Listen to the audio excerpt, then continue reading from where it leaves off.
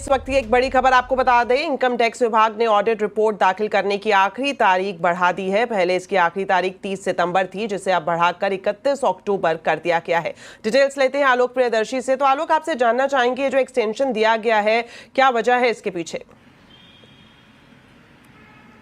बिल्कुल, देखिए, ये एक्सटेंशन इसलिए दिया गया क्योंकि जितने भी टैक्स प्रोफेशनल्स थे, कंपनियां थी, वो लगातार मांग कर रही थी कि 15 दिनों का जो समय उन्हें मिला है वो काफ़ी कम है। वैसे मैं बता दूं कि इनकम टैक्स की ऑडिट रिपोर्ट और नॉर्मल जो इंडिविजुअल इनकम टैक्स फाइल करने की आखिरी तारीख 31 जुलाई होती है, लेकिन सरकार ने कई सारे कारणों की वजह से इसको बढ़ाकर इंडिविजुअल के लिए 15 सितंबर किया था और टैक्स की ऑडिट रिपोर्ट के लिए 30 सितंबर रखा था।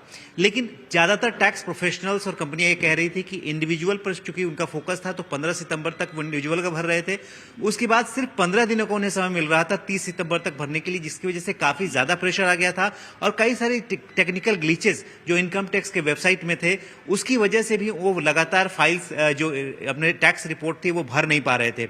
लिहाजा लगातार उन्होंने रिप्रेजेंटेशन सरकार के पास भेजे थे और कई जगहों पर तो कोर्ट में भी जाना पड़ा था उन्हें। कोर्ट ने भी ये आदेश दिया था विभाग को कि वो ये एक्सटेंशन करें। लिहाजा ये सब मुद्दों को देखने के बाद वित्त मंत्रालय में जो सीबीडीटी है, जो इनकम टैक्स की बॉडी है, उसने अब इस तारीख को जो 30 सितंबर थी उसको बढ़ाकर 31 अक्टूबर कर दिया, यानी एक महीने का उन्हें पूरा समय मिल जाएगा।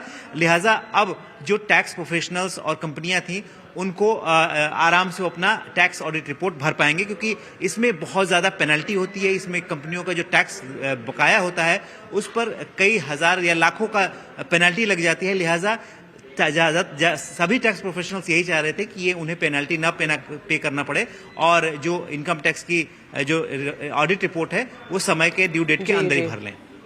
बिल्कुल, शुक्रिया आलोक इस पूरी जानकारी के लिए। प्रधानमंत्री नरेंद्र मोदी ने आज ग्रेटर नोएडा में यूपी इंटरनेशनल ट्रेड शो का शुभारंभ किया। इस दौरान उन्होंने एक बार फिर से आत्मनिर्भर भारत और स्वदेशी का मंत्र दिया। प्रधानमंत्री ने कारोबारियों से कहा कि हम चिप से शिप तक भारत में बनाना चाहते हैं, इसलिए अपना बिजनेस मॉडल आप इस तरह से बनाएं कि आत्मनिर्भर भारत को और भी मजबूती मिल सके। प्रधानमंत्री ने यह भी कहा कि भारत को किसी पर निर्भर रहना अब मंजूर नहीं है, भारत को आत्मनिर्भर बनाना ही होगा। इन डिसरप्शन के बीच आज भारत आने वाले दशकों की नींव मजबूत कर रहा है और इसमें भी हमारा संकल्प है, हमारा मंत्र है आत्मनिर्भर भारत। दूसरों पर निर्भर होने से ज्यादा व्यवस्था कोई और हो ही नहीं सकती। बदलती हुई दुनिया में जो देश जितना ज्यादा दूसरों पर निर्भर रहेगा उसकी ग्रोथ उतनी ही कॉम्प्रोमाइज रहने वाली है और इसलिए भारत जैसे देश को किसी पर निर्भर रहना अब मंजूर नहीं है। इसलिए भारत को आत्मनिर्भर बनाना ही होगा। साथ ही प्रधानमंत्री नरेंद्र मोदी ने जीएसटी में आगे भी कटौती के संकेत दिए हैं। यूपी इंटरनेशनल ट्रेड शो में पीएम मोदी ने कहा कि आर्थिक मजबूती बढ़ने के साथ साथ लोगों पर आगे भी टैक्स का बोझ घटेगा। जीएसटी सुधारों का सिलसिला आगे भी चलता रहेगा। हम यही नहीं रुकने वाले। 2017 में हम जीएसटी लाए, आर्थिक मजबूती का काम किया और 2025 में फिर से लाए, फिर आर्थिक मजबूती करेंगे और जैसे जैसे आर्थिक मजबूती होगी टैक्स का बोझ कम होता जाएगा।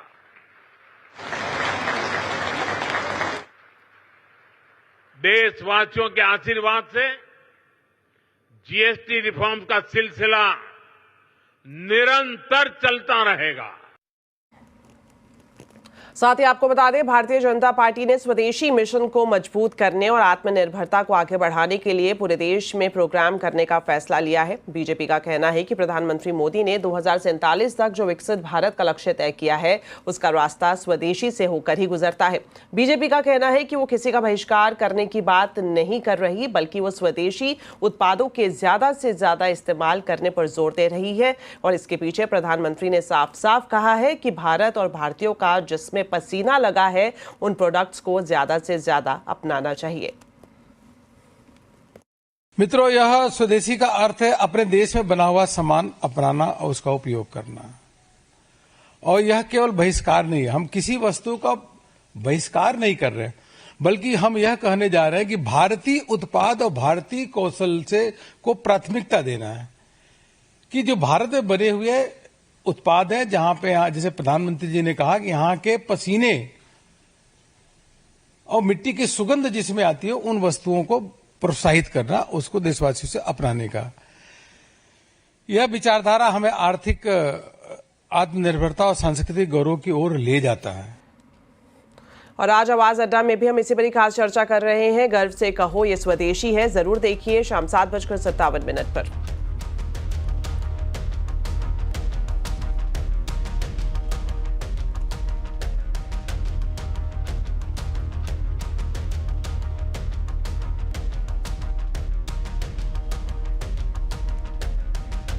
चलिए अब बात शेयर बाजार की। सेंसेक्स मंथली एक्सपायरी पर बाजार में बिकवाली हावी रही। सेंसेक्स निफ्टी गिरावट के साथ बंद हुए।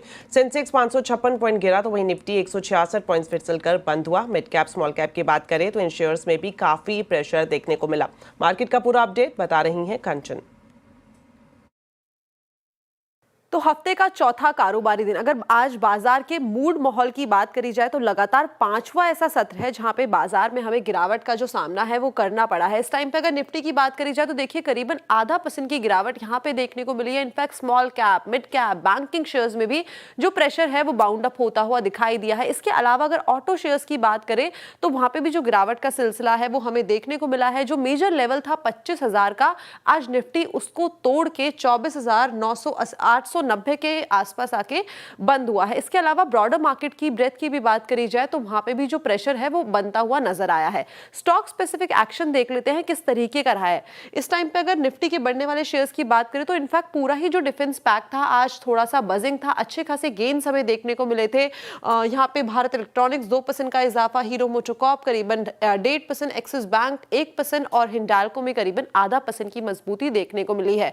अब बात करी जाए लूजिंग पॉकेट की तो ट्रेंड में यहाँ पे करीबन 4% की गिरावट रही है। पावर ग्रिड, टाटा मोटर्स और टाटा कंसल्टेंसी, इनफैक्ट पूरा ही आईटी पैक जो है वो प्रेशर में बना हुआ था। मिड कैप के महारथी की तरफ अगर नजर डाली जाए तो आइए सबसे पहले देखते हैं मेटल पैक में आज अच्छे खासे गेन्स देखने को मिले थे। काफी सारी ग्लोबल न्यूज है, सप्लाई डिमांड को लेके जो चीजें चल रही है उसके चलते यहाँ पे एक मोमेंटम बनता हुआ नजर आया है। ऑयल एंड गैस में भी अच्छी खासी तेजी। कोचिन शिपयार्ड, भारतीय हेक्साकॉम करीबन 2% की बढ़त के साथ बंद हुआ है। लूजिंग पॉकेट में बात कर लेते हैं। रियलिटी पैक में डेफिनेटली आज एक प्रेशर बाउंड अप हुआ है। इसके अलावा ABRFL में करीबन 5% की गिरावट। कल्याण ज्वेलर्स, गोदरेज प्रॉपर्टी और एस्ट्रल भी करीब 2.5% की गिरावट के साथ बंद हुआ है। लेकिन लगातार पांचवा सत्र जहां पे बियर्स का जो जोश है वो हायर नोट पे रहा है।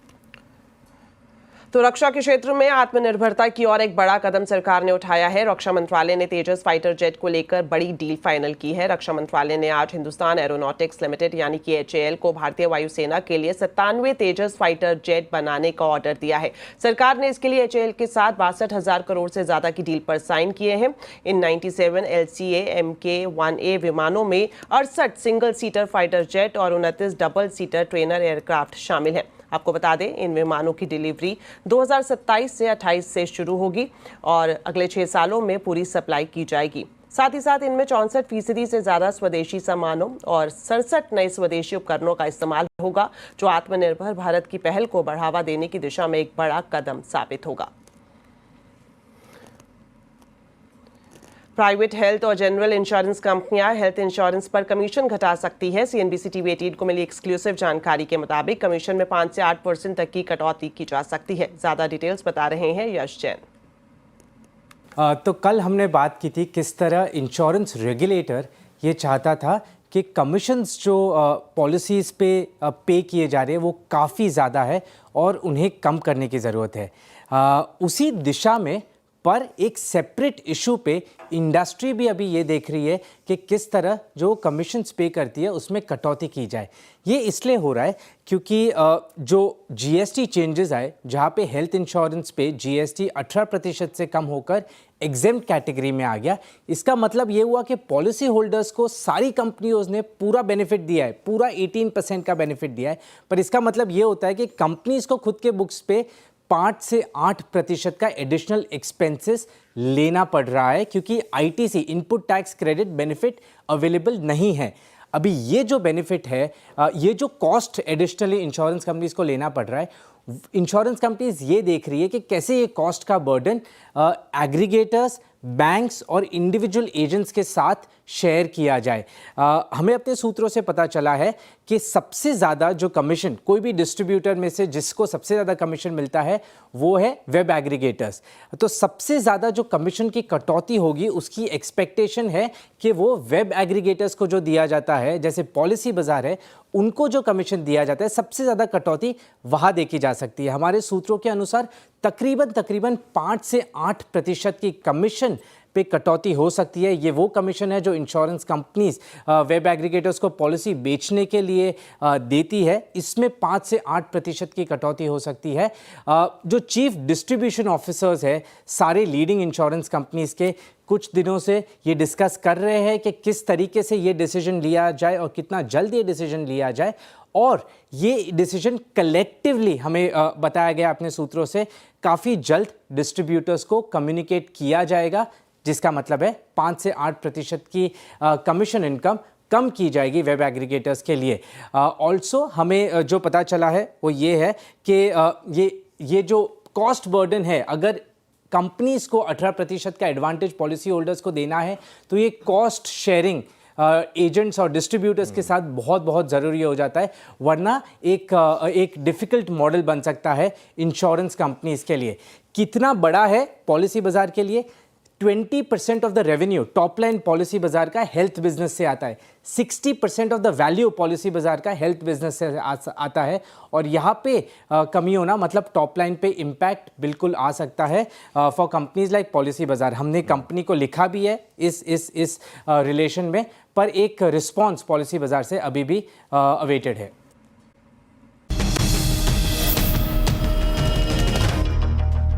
ब्रेक के बाद आपका स्वागत है।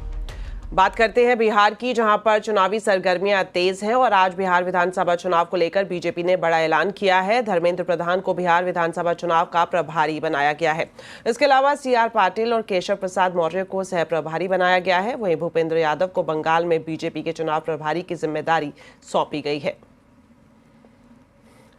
चलिए बढ़ते हैं आगे और आपको बता दें, क्वालकॉम ने नए चिपसेट लॉन्च किए हैं। कंपनी ने स्नैपड्रैगन 8 एलीट जेन 5 और X2 एलीट पर से पर्दा हटा दिया है। जल्द ही इस चिपसेट से लैस फ्लैगशिप डिवाइसेस भी लॉन्च किए जाएंगे। ये अब तक का सबसे एडवांस चिपसेट है। और क्या है इसकी खासियत, हवाई से बता रही हैं शिवानी घरत।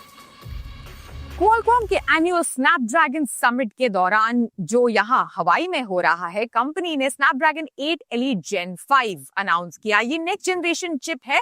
आने वाले दिनों के सारे टॉप टियर एंड्रॉइड फोन, सारे के सारे फ्लैगशिप डिवाइसेस में ये आपको मिलेगा। इसमें भी क्वालकॉम का in house Orion central processing unit है, जो इनफैक्ट पिछले साल कंपनी ने पहली बार इंट्रोड्यूस किया था।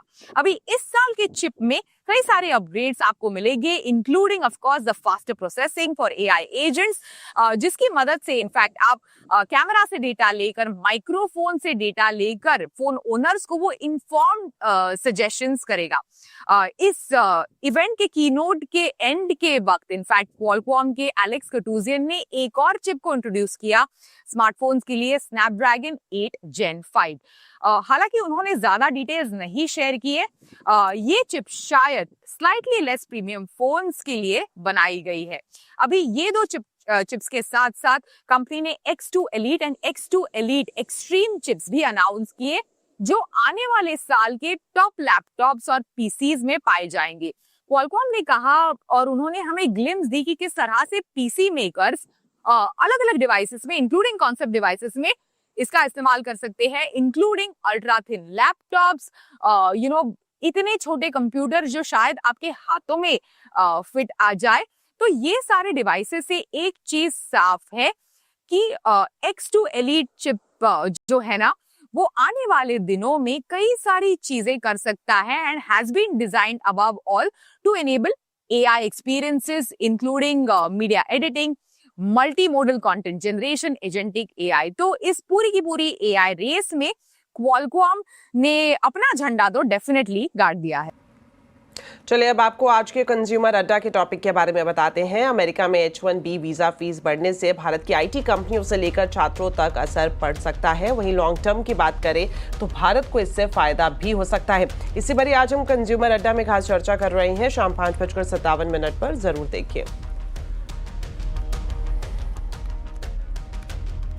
चलिए मेरे साथ फिलहाल इस बुलेटिन में इतना ही। आप खबरों पर अपडेट रहें, CNBC आवाज से जुड़े रहें हमारे सोशल मीडिया हैंडल्स के जरिए। नमस्कार।